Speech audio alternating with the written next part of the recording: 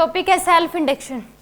Self induction में यानी कि हेनरी ने क्या बताया कि इस केस में कि हेनरी ने बोला कि जो फैराडे था वो क्या था, एक महान साइंटिस्ट था, उसने बहुत कुछ बातें बताई, बट वो एक जो उसने बातें बताई उसने एक चीज़ गलत यूज़ कर ली।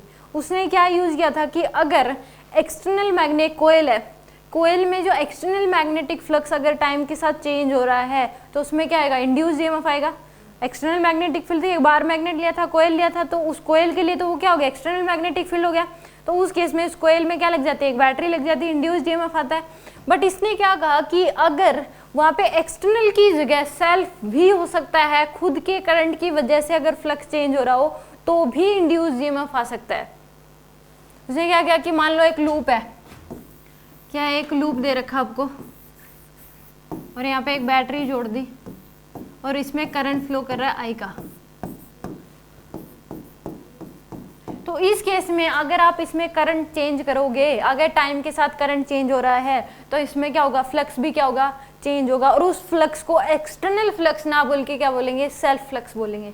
क्या बोलेंगे उसको, सेल्फ फ्लक्स, क्योंकि खुद के इस लूप में चलने वाले करंट, खुद का करंट चलने की वजह से और वो टाइम के साथ चेंज हो रहा है, तो उस केस में तब जो बैटरी लगेगी तब जो फ्लक्स चेंज होगा उसको क्या बोलेंगे, सेल्फ फ्लक्स। और सेल्फ फ्लक्स के चेंज होने की वजह से क्या आएगा, इसमें इंड्यूस्ड ईएमएफ आएगा, उसको बोलेंगे सेल्फ इंड्यूस्ड ईएमएफ। और उस सेल्फ इंड्यूस्ड ईएमएफ की जो बैटरी लगेगी उसकी वजह से जो करंट चलेगा उसको क्या बोलेंगे, सेल्फ करंट बोलते हैं। तो यानी कि इसमें क्या होगा कि उसने एक्सटर्नल वर्ड यूज ना करके वहां पे सेल्फ भी हो सकता है, तो वहां पे वर्ड यूज मत करो एक्सटर्नल या सेल्फ। तो यानी कि उस केस में वहां पे क्या हो सकता है, सेल्फ भी हो सकता है। तो उसने तो पक्का ही कर दिया कि एक्सटर्नल फ्लक्स के चेंज होने से ही इंड्यूस्ड ईएमएफ आएगा, बट सेल्फ फ्लक्स के चेंज होने से भी क्या आ सकती है, इंड्यूस्ड ईएमएफ आ सकती है। सेल्फ फ्लक्स के चेंज होने से क्या आ सकते हैं, इंड्यूस्ड ईएमएफ आ सकती है। तो उसको क्या बोलेंगे, और इस फिनोमिना को क्या बोलते हैं, सेल्फ इंडक्शन। लिख लो इस बात को कि सेल्फ इंडक्शन हेनरी ने इसमें से मैग्नेटिक फ्लक्स लाइंस ऐसे पास करेंगी, तो अगर करंट चेंज करोगे तो क्या होगा, फ्लक्स भी चेंज होगा। कल हमने पढ़ा था, हेनरी ने बताया था कि सेल्फ फ्लक्स होगा ये, और जो सेल्फ फ्लक्स होगा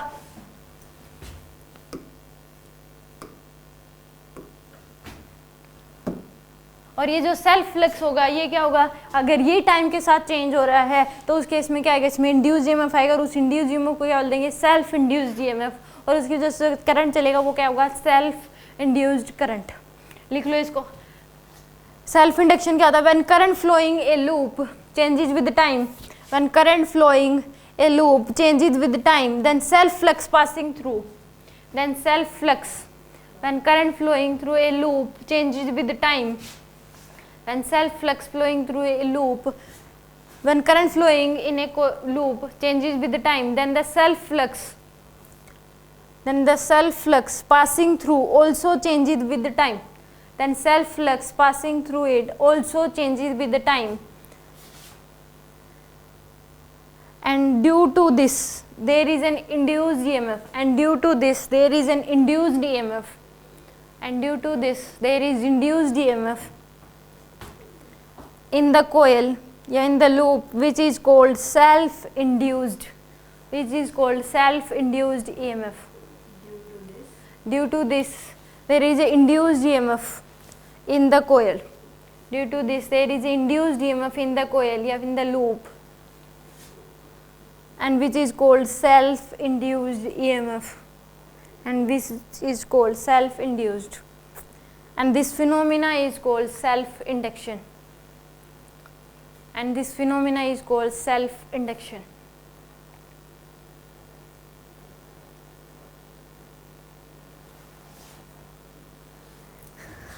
क्या हो जाएगा, इस फिनोमिना को क्या बोलेंगे, सेल्फ इंडक्शन।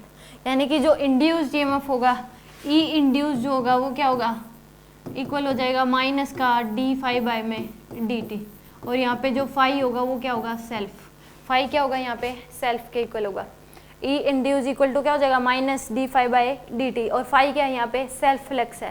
तो यहाँ पे सेल्फ फ्लक्स अभी भी पढ़ा था हमने, क्या होता है, L equal to phi equal to क्या होता है, एल आई के इक्वल।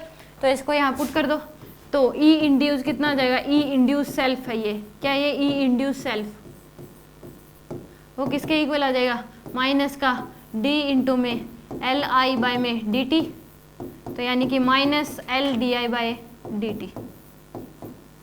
सेल्फ इंड्यूस्ड ईएमएफ कितना आएगा, माइनस का L D I by D T.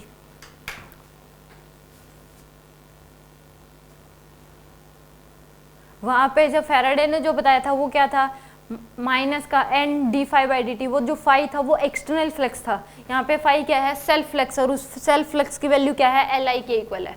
L क्या है यहाँ पे, self inductance, coefficient of self inductance. I क्या है, करंट, करंट जो लूप में करंट फ्लो कर रहा है वो, और फाई क्या है यहाँ पे, सेल्फ फ्लक्स, जो करंट के चेंज होने से जो फ्लक्स चेंज हो रहा है उसको बोलते हैं self flux.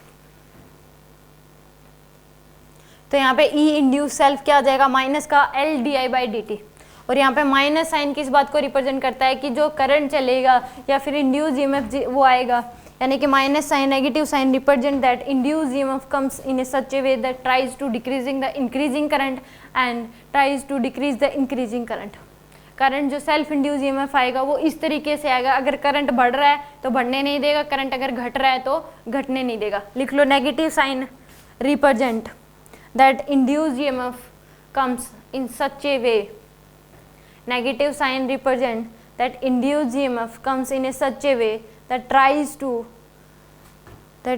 to increasing the decreasing current and try to decrease the increasing current. Induced EMF, negative sign represent that induced EMF comes in such a way that try to increase the decreasing current and try to decrease the increasing current.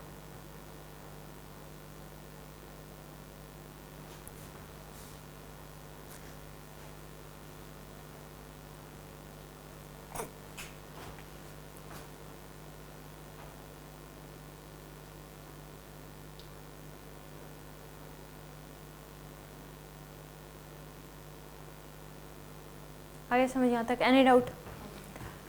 तो यानी कि Henry ने कोई नई बात नहीं बताई, उसने फेराडे ने जो बताया था उसमें ही हल्का सा चेंजेस करके क्या बता दी, नई बात बता दी कि उस केस में एक्सटर्नल वर्ड यूज ना करके वहां पे सेल्फ फ्लक्स भी हो सकता है। ठीक है, अभी किसका क्वेश्चन करके, एक लूप है, आई की वैल्यू दे रखी है आपको 40 स्क्वायर माइनस 60 प्लस 2, एल दे रखा आपको 10 henry. Find E induced at T equal to 1, T equal to 1 पे इंड्यूस्ड ईएमएफ की वैल्यू बता दो क्या होगी। एक लूप है, लूप में करंट टाइम के साथ चेंज हो रहा है, कांस्टेंट करंट फ्लो नहीं कर रहा है, तो यानी कि फ्लक्स भी चेंज होगा, तो बैटरी भी अलग अलग टाइम पे क्या लगेगी, अलग अलग लगेगी। ये बताना है कि एल की वैल्यू दे रखी है 10 हेनरी, ये बताना है इंड्यूस्ड ईएमएफ कितना होगा टी इक्वल टू 1 पे, 20 आ जाएगा। कि इसमें क्या हो रहा है, एल ई की वैल्यू बतानी है, तो ई इक्वल टू क्या होता है, minus L D phi by D T D I by D T. तो माइनस एल की वैल्यू है 10 इंटू में आई की वैल्यू दे रखी है 40 स्क्वायर माइनस 60 प्लस में 2 डिवाइड बाई में डी टी। तो माइनस का 10 इंटू में आ जाएगा आपके पास 8t माइनस 6, तो माइनस का 80t प्लस का 60, तो टाइम की वैल्यू 1 पुट कर दो, तो ये आ जाएगा माइनस का 80 इंटू में 1 प्लस का 60, तो माइनस का 20 वोल्ट। क्या लगेगा, माइनस का 20 वोल्ट, यानी कि अपोजिंग बैटरी लगेगी। क्या लगेगी, अपोजिंग बैटरी। जो बैटरी लगेगी वो इस तरीके से लगेगी, और कितने वोल्ट की लगेगी, 20 वोल्ट की। यानी कि क्योंकि इसमें टाइम की वैल्यू पुट करके देखो, टाइम की वैल्यू बढ़ रही है, तो बढ़ेगी तो बढ़ते करंट को बढ़ने नहीं देगी, इंड्यूस में कुछ इस तरीके से आएगा। टी इक्वल टू 1 डालो, कितना आ जाएगा आपके पास, या फिर टी इक्वल टू 0 पे देखो कितना करंट फ्लो कर रहा है, 2 एम्पियर। टी इक्वल टू 1 पे देखोगे तो 4 माइनस 6 प्लस 2, तो ये आ जाएगा आपके पास 0 आ जाएगा। टी इक्वल टू 2 पे देख लो, ये आ जाएगा 4 16 माइनस 6 16 माइनस 12 प्लस 2, तो 16 माइनस 12 प्लस 2, तो 2 एम्पियर, यानी कि पहले 0 था टी इक्वल टू 1 पे, फिर कितना हो गया 2, फिर बढ़ता जा रहा है, तो यानी कि बैटरी क्या लगेगी, अपोजिंग बैटरी लगेगी। अब यहाँ पे कि इसकी ज़रूरत क्या है, हमें कैसे पता लगेगा कि ये कितना चलाएगी, तो उसके इसमें ये देख लो, टी इक्वल टू 0 पे ये कितना करंट चला रही थी, फिर इसमें हमें पता है ये टी इक्वल टू 1 पे ये देख लो करंट कितना चला रही है, फिर टी इक्वल टू यहाँ पे मान लो रेजिस्टेंस लगा होता है, रेजिस्टेंस होता है इसका 2 ओम, तो ये कितना करंट चलाती है, 10 एम्पियर का, 10 एम्पियर का करंट, और टी इक्वल टू 1 पे इसका करंट कितना है, इसमें 1 डाल लो 0 है, तो यानी कि दोनों का डिफरेंस ले लो, उतना ओवरऑल करंट चलेगा। फिर एक ही टाइम पे दोनों का निकाल लो, हाँ, एक ही टाइम पे दोनों का निकाल लो और डिफरेंस ले लो तो पता लग जाएगा आपको। वो रेजिस्टेंस मानना जरूरी है। तो रेजिस्टेंस के बिना करंट कैसे निकालोगे? कोयल है, कोयल का रेजिस्टेंस वायर है, वायर का रेजिस्टेंस होगा। विदाउट रेजिस्टेंस करंट कैसे निकालोगे? वो तो गिवन होगा ना कि भाई इसका फायदा क्या है, बैटरी कितना करंट चलाएगी, वो कैसे निकाले हम। अगर ये पूछ लिया तो उस केस में मान लो ये इंडक्टर जो है वो इस तरीके से, ये सिंबल होता है इंडक्टर का, तो यहाँ पे बैटरी जोड़ दी, मान लो 10 वोल्ट की बैटरी जोड़ दी, इसका रेजिस्टेंस है मान लो 2 ओम।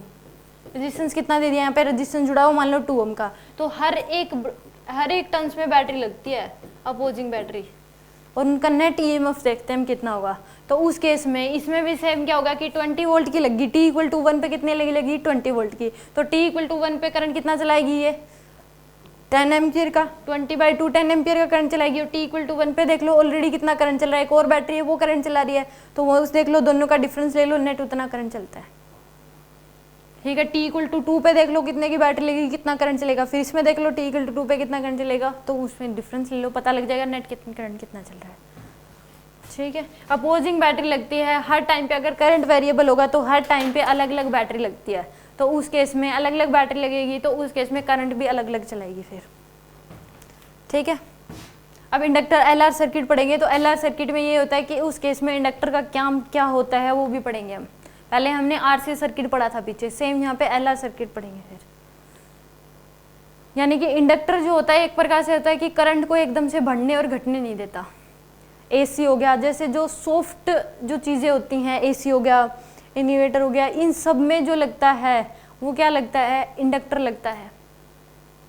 कैमरे हो गए, बहुत बड़े बड़े कैमरे आते हैं, लाखों करोड़ों में कैमरे आते हैं, उनमें भी बहुत ऐसे छोटे छोटे पार्ट होते हैं जो बहुत सॉफ्ट है। अब वोल्टेज, ये स्टेबलाइजर है, ये भी क्या करता है कि ऐसे वोल्टेज बढ़ती घटती है, तो उस केस में इसे ऐसे तो खराब हो जाएगी, कभी बढ़ रही है कभी घट रही है, तो इसलिए स्टेबलाइजर लगाया जाता है कि एसी एकदम से अगर वोल्टेज कम ज़्यादा भी हो तो उस केस में भी एसी पे कोई इफेक्ट ना पड़े, अपने आप बंद कर देता है, वोल्टेज को अपने आप मेंटेन करता है। ठीक है, तो कैपेसिटर और इंडक्टर का काम ही होता है कि वोल्टेज को एकदम से, करंट को एकदम से बढ़ने और घटने ना देना, ताकि चीज़ें खराब ना हो। ठीक है, तो इसमें क्या लग जाएगी, इस केस में अपोजिंग बैटरी लगेगी, कितने की लगेगी, टी इक्वल टू 1 पे 20 वोल्ट की। ठीक है, नेक्स्ट क्वेश्चन।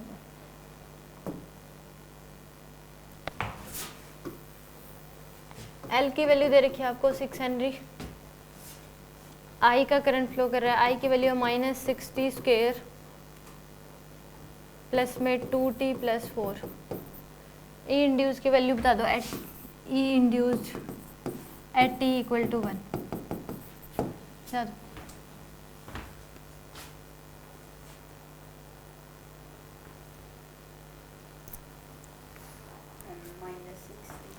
-60 आ रहा है इसमें।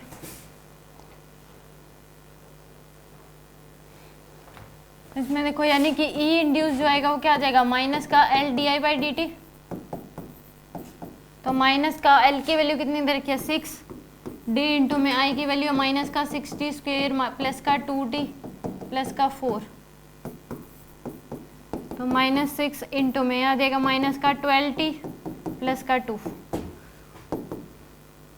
प्लस का 48t माइनस 12, तो ये ई इंड्यूस आ गया आपके पास, ई टी रिलेशन आ गया, तो इसमें t इक्वल टू 1 पुट कर दो, तो ये क्या आ जाएगा, प्लस का 40 माइनस का 12 24 नहीं 36 वोल्ट की लगेगी, पॉजिटिव आएगा, स्पोर्टिंग बैटरी लगेगी।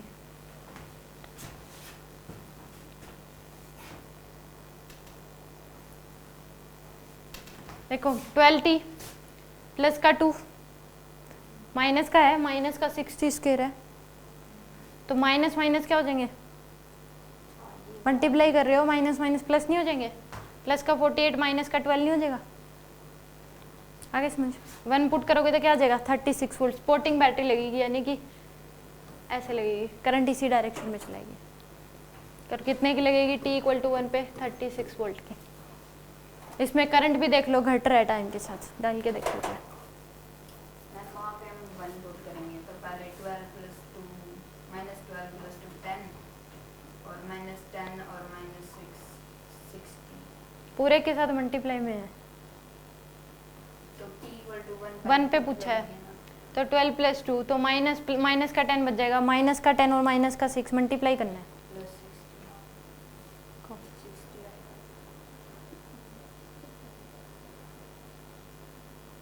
अच्छा मैंने ये गलत कर दी मल्टीप्लाई, 12 × 6 है, वैसे भी 60 आ रहा है, 72t आएगा, तो 60 आ जाएगा आंसर। 72 - 12 60 वोल्ट आ जाएगा, यहाँ पे भी 60 वोल्ट लग जाएगा। आगे इसमें मतलब स्पोर्टिंग बैटरी लगेगी इसमें, ठीक है।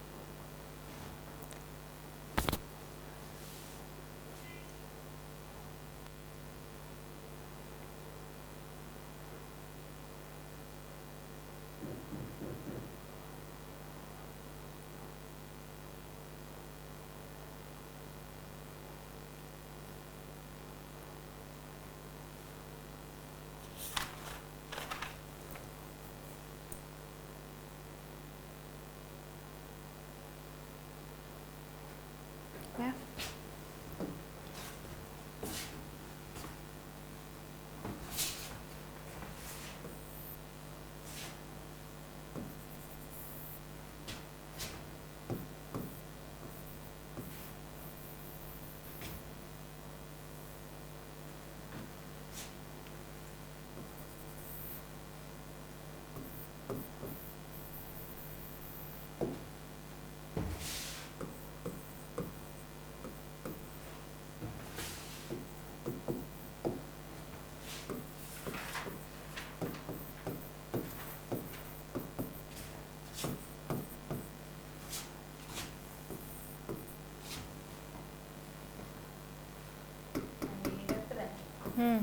इंडक्टर का सिंबल होता है ऐसे।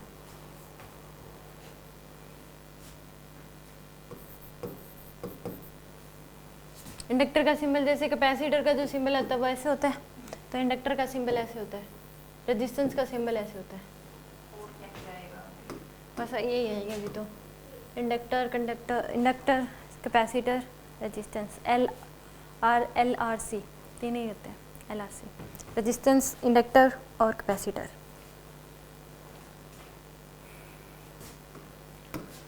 ये देखा आपको रेजिस्टेंस लगा हुआ है 4 ओम का, 10 वोल्ट की बैटरी है, 2 मिली एम्पियर, इसका L दे रखा आपको।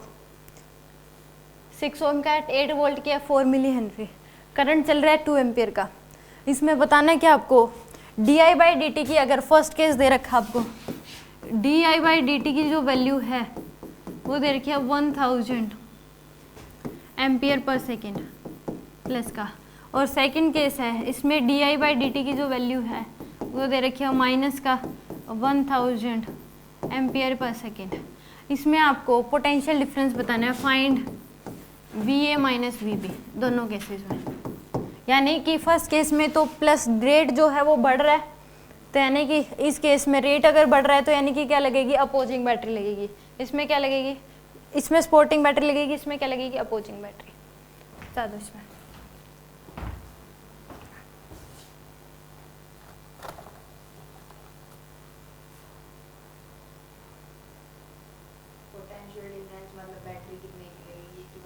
पहले लगाओगे बैटरी, फिर पोटेंशियल डिफरेंस AB के अक्रॉस बताना है।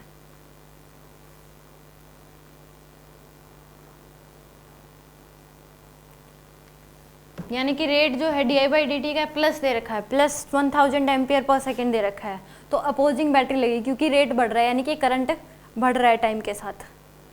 क्योंकि प्लस का रेट है तो di/dt क्या होगा, rate of change of current with respect to time.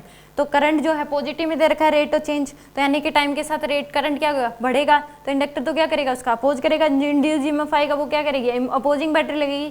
Second case में माइनस साइन दे रखा है, यानी कि रेट क्या हो रहा है, करंट के बढ़ने का कम हो रहा है, तो उस केस में यानी कि डिक्रीजिंग रेट है, तो अपोज स्पोर्टिंग बैटरी लगती है। देखो फर्स्ट केस में करवा रही हूँ इसको। इसमें देखो, इसमें जो बैटरी लगेगी वो कैसे लगेगी, अपोजिंग बैटरी लगेगी, यानी कि जो बैटरी लगेगी वो इस तरीके से लगेगी, ऐसे करंट इधर चल रहा है ना, तो इधर चलेगा, ये खुद इतना करंट इधर चलाएगी। इसमें जो बैटरी लगेगी वो भी ऐसे लग जाएगी। मतलब जो 2 एम्पियर का करंट चल रहा है ये टाइम के साथ बढ़ रहा है, और इसके बढ़ने का रेट है 1000 एम्पियर पर सेकेंड, यानी कि 1 सेकेंड में 1000 बढ़ जाएगा। पहले 2 एम्पियर था, 1 सेकेंड के बाद कितना हो जाएगा, इसी का 1000 बढ़ जाएगा, फिर 1000 बढ़ जाएगा, बढ़ रहा है रेट, करंट के बढ़ने का रेट जो इंक्रीजिंग रेट है। अब मान लो आप पैसे कमा रहे, पहले तो आपके पास 2 रुपये हैं, बढ़ने का रेट 1000 है, अगली 1 सेकंड में 1000 रुपये कमा लिए, अगली 1 सेकंड में 1000, हर सेकंड में 1000 बढ़ रहे हैं, तो रेट क्या हो रहा है, बढ़ रहा है। तो ये इंडक्टर क्या करेगा, अपोजिंग बैटरी इंड्यूस ईएमएफ कुछ इस तरीके से आता है, बढ़ते करंट को रोकेगा, तो एक खुद क्या लगेगा, अपोजिंग बैटरी, यानी कि इस तरफ करंट चलाएगा। यानी कि मान लो कोई और एक पर्सन होगा जो आपको कमाने से रोकेगा, आपको 1000 कमा रहे तो वो ऐसा करेगा कि 1000 क्यों कमा रहा है, बढ़ क्यों रहा है, इसका कम हुए, तो इसलिए ये क्या करेगी, अपोजिंग कम, ठीक है। तो इस केस में क्या हो जाएगा, di/dt प्लस है, बढ़ रहा है रेट, तो इतना हो सकता है कि 2 एम्पियर चल रहा है, उसके बढ़ने का रेट 1000 एम्पियर पर सेकंड हो सकता है, बढ़ने का रेट कुछ भी हो सकता है। स्टार्टिंग में मान लो किसी के पास 0 रुपये है, शाम तक उसके पास जो है 5000 हो गए, तो यानी कि उसके बढ़ने का रेट तो बढ़ा होगा कमाने का रेट, इसलिए क्या हो गया 5000। तो इसमें क्या लग जाएगा, ऐसे अपोजिंग बैटरी लगेगी। तो इसमें L di/dt इंड्यूस ईएमएफ की वैल्यू क्या हो जाएगी, इसमें हमने साइन पहले ही मेजर कर लिया तो पॉजिटिव में ले लो, क्योंकि इधर चलाएगी करंट, हमने बैटरी ऑलरेडी वो कर रखी है। तो L di/dt, L की वैल्यू 2 इंटू में 10 की पावर -3 इंटू में di/dt की वैल्यू क्या है 1000, तो कितना आ जाएगा आपके पास 2 वोल्ट की लग जाएगी। इसमें जो लगेगी वो कितनी आ जाएगी 4 इंटू में 10 की पावर -3 इंटू में 1000, तो ये क्या आ जाएगी 4 वोल्ट की। आगे समझिए, तो क्योंकि हमने साइन पहले ही ले लिया अपोजिंग बैटरी का, तो इसलिए माइनस साइन लेने की जरूरत नहीं है, हमने पहले ही ड्रॉ कर रखी है कि करंट इधर चलाएगी।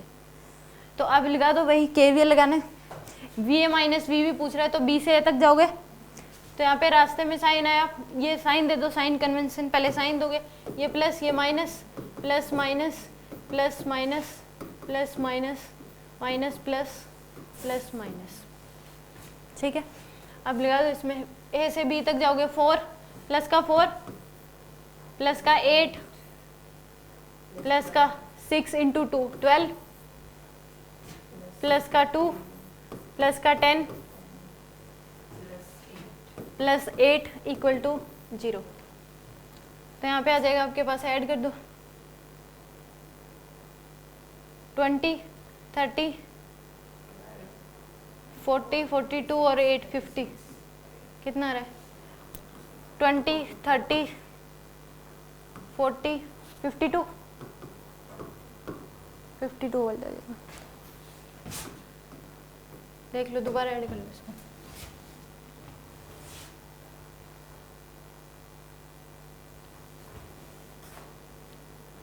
इसमें गलत साइन कन्वेंशन दे दिया, ये माइनस ये प्लस, तो ये माइनस का आएगा, कितना आ रहा है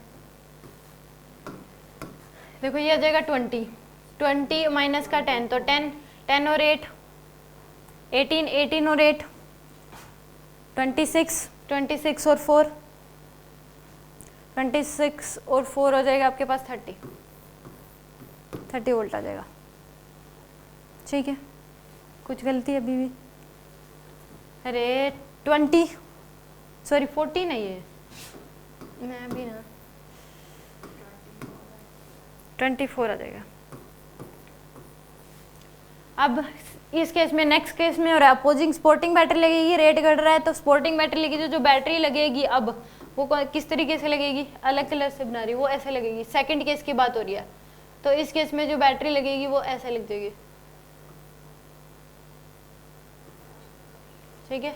इसमें जो बैटरी लगेगी वो क्या होगी, इसको रब करके बना लेते हैं।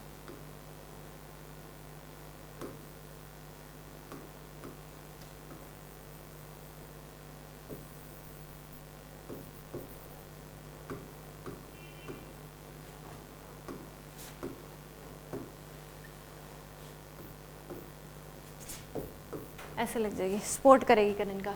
तो अब फाइंड VA माइनस VB, तो B से जाएंगे तो माइनस, इसके साइन कन्वेंशन क्या हो जाएंगे, ये हो जाएगा माइनस, ये प्लस और ये माइनस और ये प्लस, तो माइनस का 4 प्लस का 8 प्लस का 12 माइनस का 2 माइनस 10 प्लस 8 इक्वल टू 0। तो माइनस का 4 माइनस का 2 माइनस का 6 10 माइनस का 16, और 860, ये तो कैंसिल हो गया, ये आ जाएगा प्लस का 12 वोल्ट आ जाएगा आंसर। आगे समझ, एनी डाउट, नोट कर लो। वो फर्स्ट पार्ट अब वो तो इसमें बैटरी वो लगानी पड़ेगी आपको, ये रहा बैटरी दूसरी लगा दो, इसमें ऐसे लगेगी बैटरी फर्स्ट पार्ट में बस।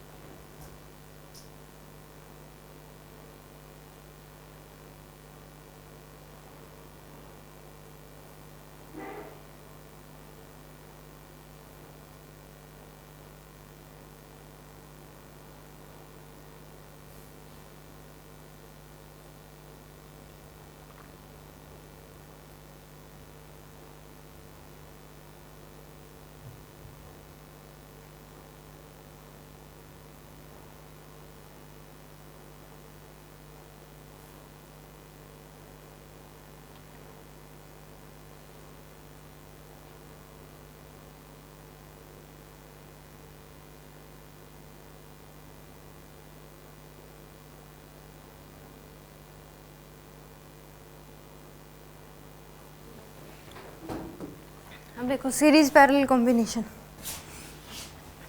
अगर मान लो सीरीज कॉम्बिनेशन ऑफ इंडक्टर,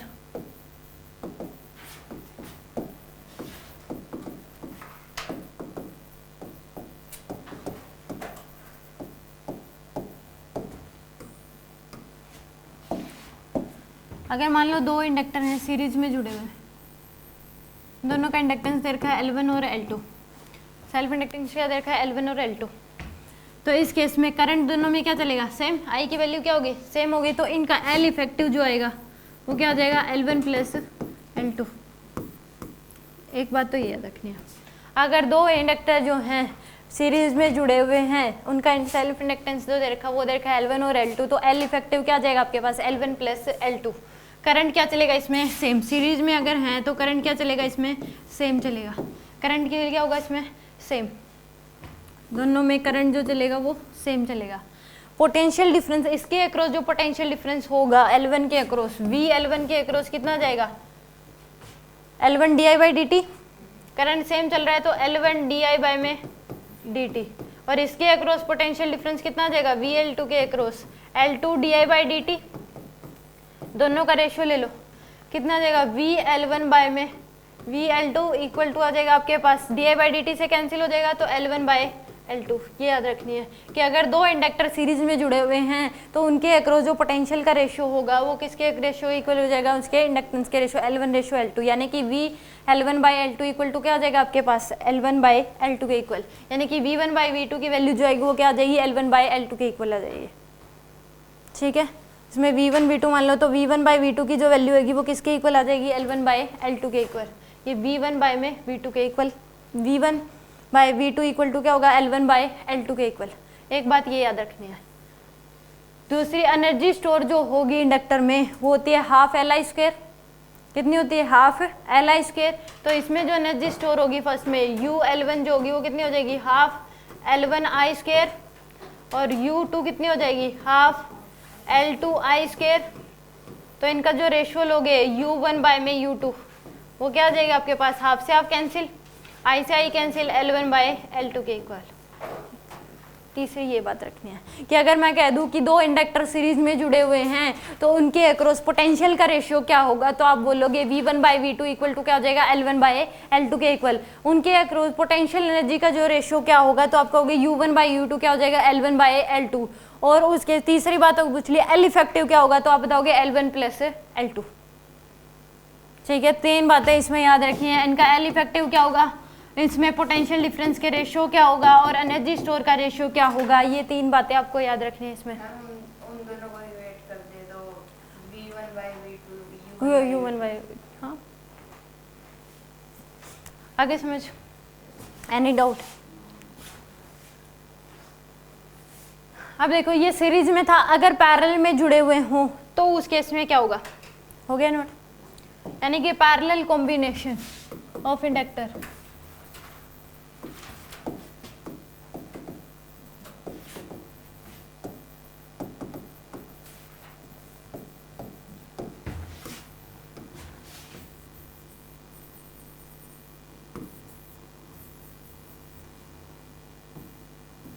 ये L1 दे रखा आपको, ये क्या दे रखा है, L2। करंट जो जा रहा है I का, तो इनके अक्रॉस पोटेंशियल डिफरेंस क्या होगा, सेम होगा। दो चीजें अगर पैरेलल में जुड़ी तो पोटेंशियल डिफरेंस क्या होता है, सेम। तो इस केस में L इफेक्टिव क्या हो जाएगा, 1 बाई L इफेक्टिव होगा 1 by L1 plus 1 by L2। पहली बात तो ये कि अगर दो इंडक्टर्स जो हैं पैरेलल में जुड़े हुए हैं तो उनके अक्रॉस का L इफेक्टिव क्या हो जाएगा, 1 बाई L इफेक्टिव हो जाएगा 1 by L1 plus 1 by L2। Potential difference क्या होगा, इनके अक्रॉस सेम होगा। पोटेंशियल डिफरेंस की वैल्यू क्या आएगी, सेम आएगी। पोटेंशियल डिफरेंस क्या होगा, दोनों के अक्रॉस सेम। तो इस केस में यानी कि V1 क्या हो जाएगा आपके पास, L1 dI1 बाय में dt, और V2 की वैल्यू क्या हो जाएगी आपके पास, ये सेम है इसमें V1 और V2, ये V क्या है इसमें सेम है, तो इसको भी V लिख लो और इसको भी क्या आ जाएगा V, L2 dI2 बाय में dt। V दोनों का क्या है, सेम है। पोटेंशियल डिफरेंस पैरेलल में जुड़े तो सेम होगा। तो लेफ्ट हैंड साइड इक्वल है तो राइट हैंड साइड को इक्वेट कर सकते हो। तो आ जाएगा L1 di बाय में di1 bye dt equal to क्या आ जाएगा L2 di2 बाय में dt। dt से dt कैंसिल, तो आ जाएगा L1 di1 इक्वल टू क्या आ जाएगा L2 di2। L1 L2 fix है, कांस्टेंट है, तो दोनों साइड क्या कर दो, इंटीग्रेशन कर दो। यह आ जाएगा L1 integration di1 equal to L2 integration di2। तो आ जाएगा L1 i1 इक्वल टू क्या आ जाएगा L2 i2। तो यहाँ पे L1 बाय L2 की जो वैल्यू आएगी वो क्या आ जाएगी I2 बाय में I1 के इक्वल। ये बात याद रखनी है। L1 बाय L2 की वैल्यू किसके इक्वल होगी, I2 बाय I1 के इक्वल। यानी कि जो इनके इंडक्टेंस का रेशियो होगा उसका रिवर्स क्या होगा, करंट का रेशियो। मतलब L1 बाई L2 की वैल्यू होगी I2 बाई I1, यानी कि I1 बाई I2 का अगर रेशियो दे रखा है तो L1 by L2 L2 by L1 का रेशियो दे रखा होगा आपको, या फिर L1 बाई L2 का जो रेशियो है उसका रिवर्स क्या हो जाएगा, I2 बाई I1 का रेशियो हो जाएगा। इसमें करंट I1 है, इसमें क्या है I2। And out. Energy store क्या होगी इसमें, U1 की वैल्यू क्या हो जाएगी, हाफ L1 I1 का स्क्वायर, और U2 की वैल्यू क्या हो जाएगी, हाफ L2 I2 का स्क्वायर। तो दोनों का U1 बाई U2 क्या हो जाएगा आपके पास, हाफ से हाफ कैंसिल, L1 का इंटू में I2 का स्क्वायर, I1 का स्क्वायर डिवाइड L2 इंटू में I2 का स्क्वायर। अब I1 बाई I2 को क्या लिख सकते हो आप, L2 बाई L1।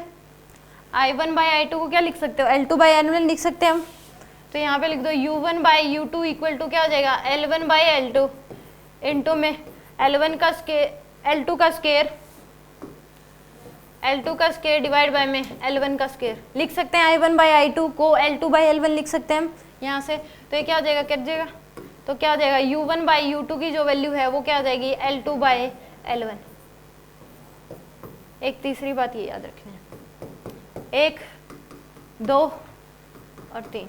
अगर दो इंडक्टर पैरेलल में जुड़े हुए हैं तो उनका एल इफेक्टिव होगा 1/L effective equal to 1/L1 plus 1/L2, और उनके क्रॉस पोटेंशियल डिफरेंस का रेशियो क्या हो जाएगा आपके पास, यानी कि V तो सेम होगा या, और दूसरा इनके इंडक्टर का जो रेशियो L1/L2 की वैल्यू हो जाएगी इक्वल हो जाएगा I2/I1 के, और एनर्जी स्टोर का जो रेशियो होगा U1/U2 इक्वल टू क्या हो जाएगा L2/L1। Any doubt?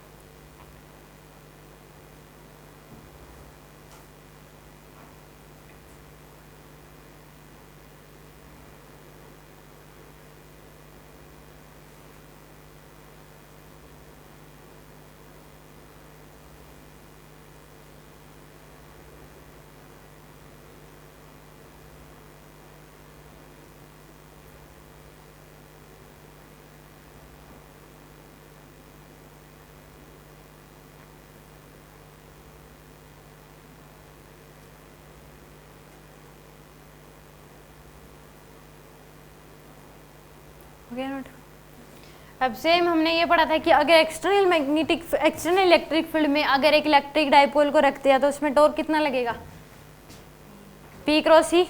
उसमें एनर्जी स्टोर होती है एक स्टेबल इक्विलिब्रियम को मान के और एक इन्फिनिटी को मान के। तो उस केस में एनर्जी स्टोर स्टेबल इक्विलिब्रियम को अगर रेफरेंस मानते हैं तो एनर्जी स्टोर होती है PE into 1 minus cos theta, और इन्फिनिटी को अगर रेफरेंस मानते हैं तो एनर्जी स्टोर होती है माइनस P डॉट E। ठीक है। आगे सेम इसमें अगर एक्सटर्नल मैग्नेटिक फील्ड में अगर आप मैग्नेटिक डाइपोल रख दोगे, या चाहे करंट कैरिंग लूप रख दो किसी जनरल एंगल पे, या फिर क्या रख दो उसमें बार मैग्नेट रख दो, क्या रख दो उसमें, चाहे बार मैग्नेट रख दो, तो उस केस में जनरल एंगल मैग्नेटिक फील्ड के साथ एंगल क्या है, इसका थीटा एंगल है। मैग्नेटिक फील्ड के साथ डाइपोल का एंगल क्या है, मैग्नेटिक डाइपोल का एंगल थीटा। तो उस केस में इसके ऊपर टॉर्क कितना लगेगा, टाउ की वैल्यू क्या हो जाएगी m क्रॉस b, टाउ की वैल्यू क्या होगी m क्रॉस b, और इसमें जो एनर्जी स्टोर होगी वो क्या हो जाएगी mb इंटू में 1 माइनस कोस थीटा। ये होगी स्टेबल इक्विलिब्रियम को रेफरेंस मान के, taking stable equilibrium as reference, और u इक्वल टू हो जाएगी माइनस m डॉट b। ये किसको रेफरेंस मान के होगी, यानी कि mb cos theta minus mb cos theta, ये किसको रेफरेंस मान के, टेकिंग इन्फिनिटी एज रेफरेंस।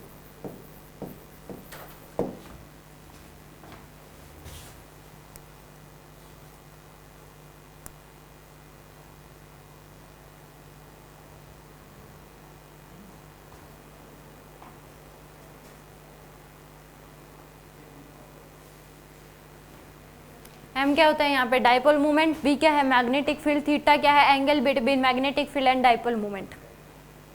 ठीक है, इन दोनों में से कोई रख दो क्योंकि दोनों ही क्या है डाइपोल मूवमेंट है, एक परमानेंट है एक टेम्परेरी है। और इसको principle of moving coil galvanometer भी बोलते हैं, tau equal to m cross b। जब गैल्वेनोमीटर पढ़ेंगे तब समझ आ जाएगा, it is principle of moving coil galvanometer. हाँ अभी तो गैल्वेनोमीटर पढ़ाई क्या है, प्रॉपर है गैल्वेनोमीटर, एक दिन का टॉपिक। गैल्वेनोमीटर की कंस्ट्रक्शन कहाँ पढ़ी है,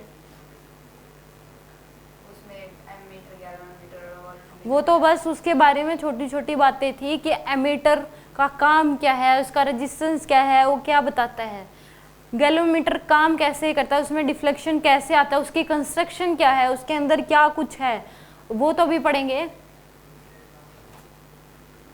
वो तो बस एक बेसिक था कि गैल्वेनोमीटर एमीटर और वोल्टमीटर का काम क्या है। अब उसकी कंस्ट्रक्शन है, वो वर्क कैसे करता है, डिफ्लेक्शन कैसे आता है, वो प्रॉपर टॉपिक है मूविंग कोयल गैल्वेनोमीटर।